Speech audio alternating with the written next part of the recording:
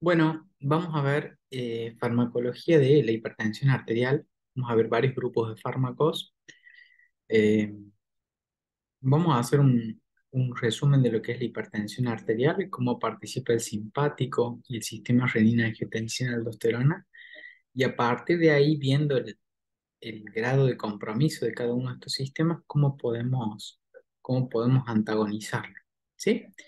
No se olviden que la presión arterial normal es menos de 120 de sistólica y menos de 80 de diastólica.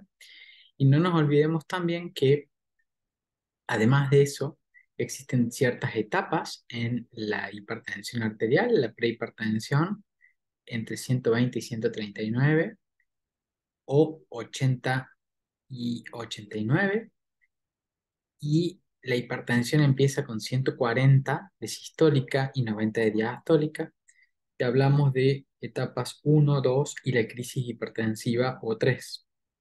La etapa 3 es cuando hay más de 180 de sistólica y 110 de diastólica. Existen muchas inferencias en cuanto a nuestras moléculas.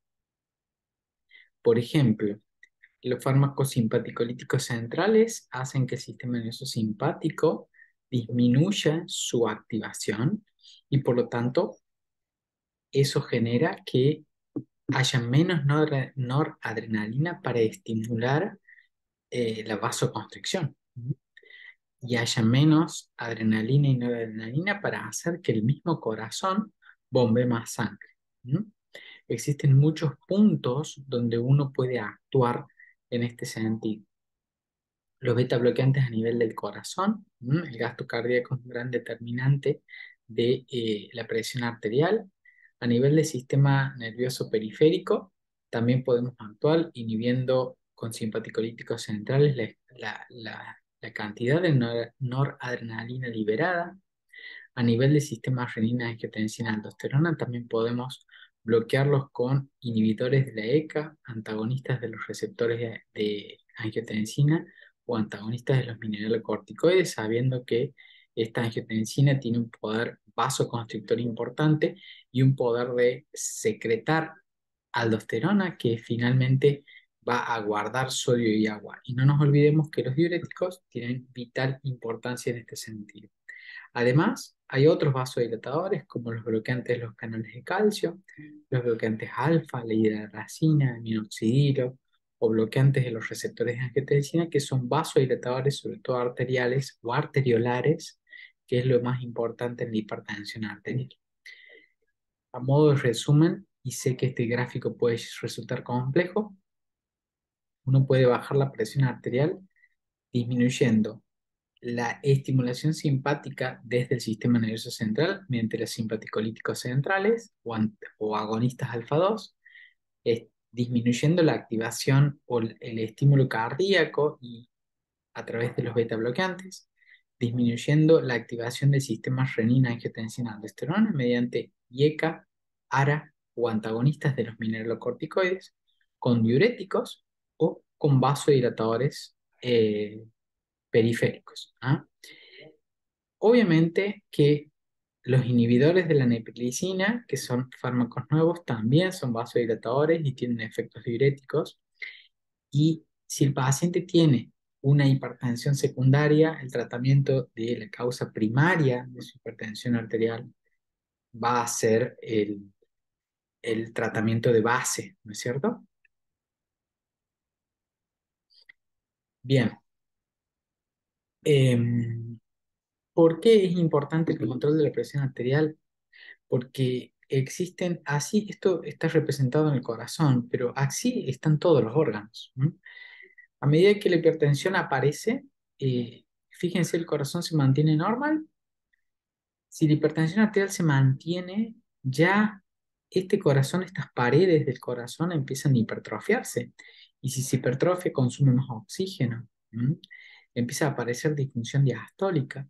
Esa disfunción diastólica va aumentando las presiones en la aurícula izquierda, y ese aumento de las presiones en la aurícula izquierda en el grado 3 se transmite hacia atrás, hacia las venas pulmonares y hacia el capilar pulmonar, generando un aumento de presión capilar pulmonar y trasudación de agua hacia los alvéolos. Por lo tanto, ahí empezamos con clínica de insuficiencia cardíaca, el paciente se pone congestivo y puede terminar en edema agudo de pulmón. Y si finalmente todo esto no se controla y el paciente sigue mal y sigue sin controlar su presión arterial, existe una etapa en la cual hay una fracción de eyección baja, las paredes de este corazón que estaban gruesas se empiezan a eh, adelgazar, el corazón se dilata y el paciente termina en insuficiencia cardíaca avanzada o terminal. ¿Mm? Así le pasa a todos los órganos. Y fíjense, a medida que esto es un gráfico de donde podemos ver en este color el descenso de 4 milímetros de mercurio de promedio, en este color el descenso de 8, en este color el descenso de 12 y en este color el descenso de 16 milímetros de mercurio de promedio. A medida que el paciente tiene mayor riesgo cardiovascular, el descenso de la presión arterial, el descenso de la presión arterial evita o previene eventos cardiovasculares. Y mientras más enfermo el paciente o más riesgo tenga el paciente, mayor cantidad de eventos prevengo. ¿Sí? Esto es importante porque a mayor riesgo, mayor beneficio, tanto la presión arterial sistólica como la presión arterial diastólica. Y tratar la presión arterial disminuye la muerte cardiovascular, el ACV y la insuficiencia cardíaca. ¿Mm? Esto ya está súper demostrado. También con presiones arteriales diastólicas en pacientes con alto riesgo cardiovascular sucede exactamente lo mismo. Por lo tanto, hay que bajar la presión arterial lo máximo que se pueda dentro de los valores normales. ¿Ah? Obviamente que acá estamos para ver cuál fármaco es mejor en determinada condición, pero inicialmente es así. Em, Vamos con el sistema renina-angiotensina-aldosterona. Esto es fisiología pura. Ustedes saben que el angiotensinógeno, gracias a la renina, se transforma en angiotensina 1. La renina, no se olviden que se libera del riñón por varios estímulos, entre ellos el estímulo del receptor beta 1. La angiotensina 1 es metabolizada por la enzima convertidora de angiotensina a angiotensina 2, ¿sí? Existen muchos intermediarios acá que pueden metabolizar, hay dos tipos de enzima convertidora, pero básicamente la formación de angiotensina 2 sobre los receptores AT1, ¿sí? Los AT1 son los receptores de angiotensina de subtipo 1 que son totalmente antagónicos a los efectos de la AT2, del receptor AT2. El AT1 es el que predomina, por lo tanto la angiotensina en general es deleteria. Crónicamente es deleteria. Nos sirve para algo subagudo, pero crónicamente nos va mal. ¿Por qué? Porque genera hipertensión, produce vasoconstricción y no solo eso, produce fibrosis, inflamación, estrés oxidativo, hipertrofia cardíaca y eso lleva a enfermedad. Por eso es la hipertrofia que veíamos en diapositivas anteriores. El receptor AT2 y otros receptores de otras moléculas como la angiotensina 1,7 tienen efectos antihipertensivos. ¿Por qué esto? Porque producen vasodilatación, efectos antifibróticos, disminuyen el estrés oxidativo, son antiinflamatorios, antiproliferadores y protegen. Lamentablemente, el receptor que mayor predominancia tiene es el AT1, ¿sí? Por lo tanto, tenemos que tener en cuenta que la angiotensina en general, a través del receptor AT1, es mala. Esto no tiene relevancia hoy. Y la angiotensina actúa en tres lugares, ¿sí? Actúa a nivel de la resistencia periférica, produciendo vasoconstricción marcada, alterando los radicales libres, alterando la oxidación, etcétera, etcétera. Esto es malo, hay una respuesta rápida hipertensiva. Por otro lado, altera la función renal, ya que tiene un efecto directo que genera reabsorción de sodio en el túbulo proximal. Por otro lado, Ustedes saben que la angiotensina 2 es quien libera la aldosterona y por lo tanto esto tiene importancia para después también mayor reabsorción de sodio y produce vasoconstricción renal, sobre todo en la arteriola aferente, y eso genera aumento de la presión en el glomérulo y eso genera a largo plazo daño glomerular. ¿Mm?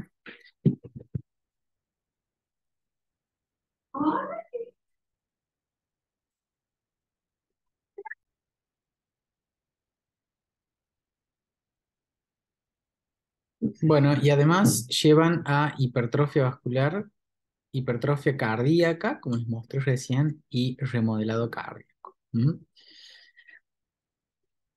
Existen varios inhibidores del sistema renina-angiotensina-aldosterona. Básicamente, los más importantes son tres: los inhibidores de la enzima convertidora de angiotensina, los bloqueantes del receptor de angiotensina y últimamente salieron inhibidores directos de la renina, de los cuales no hay mucho efecto positivo, por lo tanto, eso lo vamos a dejar ahí.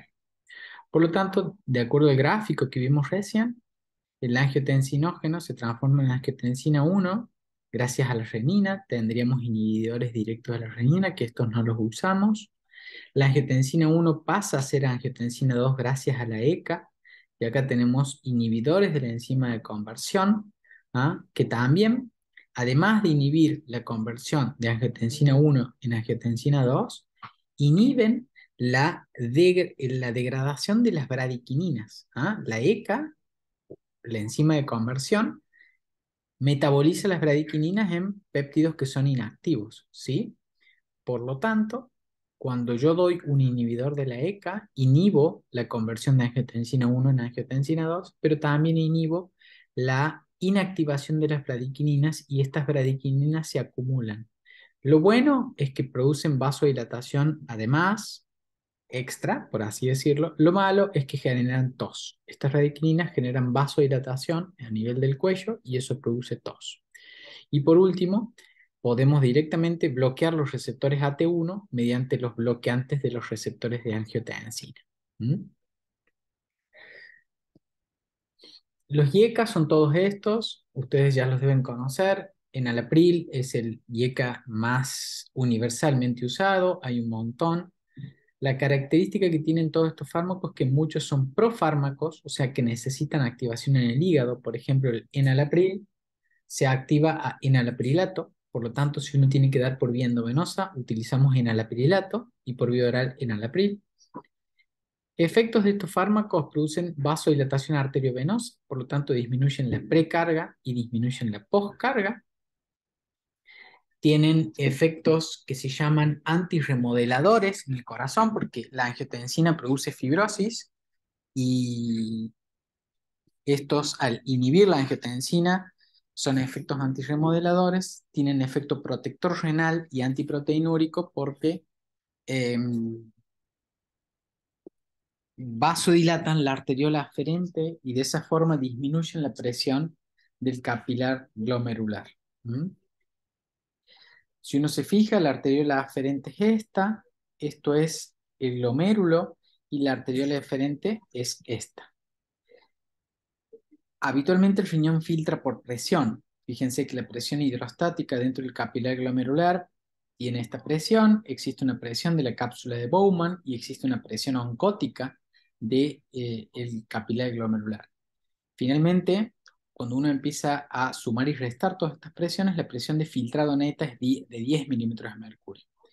Si uno utiliza mucha angiotensina 2 y vasocontrae mucho la arteriola eferente, esta presión arterial dentro del capilar glomerular aumenta e inicialmente la presión de filtrado va a ser mayor. ¿Qué pasa? Se empiezan a romper las células endoteliales, se rompen los podocitos y por lo tanto eso genera que haya proteinuria, hiperfiltrado, etcétera, etcétera. Después de esa ruptura de células epiteliales a este nivel, vienen los fibroblastos y se va reemplazando unidades funcionales del riñón por fibrosis. Por lo tanto, la, eh, la hipertensión glomerular es mala y genera proteinuria y genera insuficiencia renal. Cuando yo doy un YECA o un ARA, vasodilato esta arteriola y disminuyo la fibrosis a nivel renal y disminuyo la proteinuria. Los usos de los IECA finalmente son la hipertensión arterial porque disminuyen, producen vasodilatación marcada y desactivan el sistema renina-angiotensina-aldosterona. Se utilizan en insuficiencia cardíaca porque disminuyen la pre y la postcarga, porque además son antifibróticos y antirremodeladores y porque han demostrado disminuir la morbimortalidad en insuficiencia cardíaca. En infarto de miocardio, por lo mismo, porque disminuyen la pre y la postcarga y porque además son antirremodeladores, disminuyen la fibrosis a nivel miocárdico. En pacientes de alto riesgo de eventos cardiovasculares también se utilizan. Pacientes con diabetes mellitus y retinopatía, insuficiencia renal y proteinuria también son condiciones que uno las puede tratar con IECA o con ARA.